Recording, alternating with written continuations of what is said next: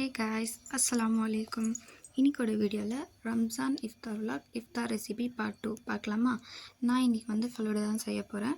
First ஒரு பாத்திரத்தில் 2 class அளவு பால் திக்கான பால் சேர்த்துருக்கேன்.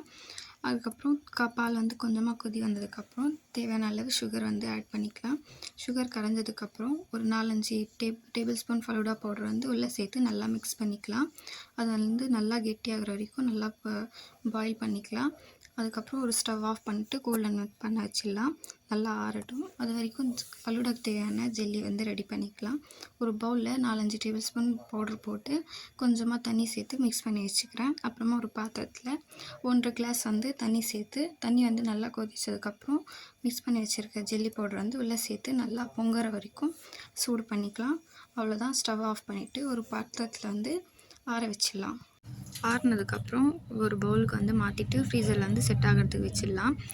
பாருங்கள் எப்படி நல்லா செட் ஆகிருக்குன்னு சொல்லிட்டு இப்போ குட்டி குட்டியாக பீஸ் பண்ணிக்கலாம். வாங்க இப்போ ஃபலூடா செய்ய ஆரம்பிக்கலாம். ஃபஸ்ட்டு ஒரு கிளாஸில் 2 டேபிள் ஸ்பூன் சப்ஸா ஆட் பண்ணிக்கிறேன். ஊற வச்சு சப்ஸா ஆட் பண்ணிக்கலாம். அப்புறமா ரெடி பண்ணி வச்சுருக்க ஃபலூடா மிக்ஸ் உள்ளே சேர்த்துக்கலாம். எல்லாமே நல்லா உள்ளே ஒரு 3-4 டேபிள் ஸ்பூன் உள்ளே சேர்த்துக்கோங்க. அப்புறமா கட் பண்ணி வச்சுருக்க ஜெல்லி கூட உள்ளே சேர்த்துக்கலாம். ஜெல்லி 1 டேபிள் ஸ்பூன் மட்டும் போதும். அப்புறமா திரும்ப ஒரு ஸ்பூன் ஐஸ் சேர்த்துக்கலாம். அதுக்கப்புறம் ஐஸ் போட்டதுக்கப்புறம் மேலே கொஞ்சமாக டெக்கரேஷனுக்காக திரும்பவும் ஜெல்லி போட்டுக்கலாம். அவ்வளோதான், நம்ம ஃபலூடா ரெடி ஆகிடுச்சு. இந்த ரெசிபி எப்படி இருக்குன்னு கமெண்ட் பண்ணுங்கள். அப்படியே இந்த வீடியோக்கு ஒரு லைக் பண்ணிவிட்டு நம்ம சேனலை சப்ஸ்கிரைப் பண்ணிக்கோங்க.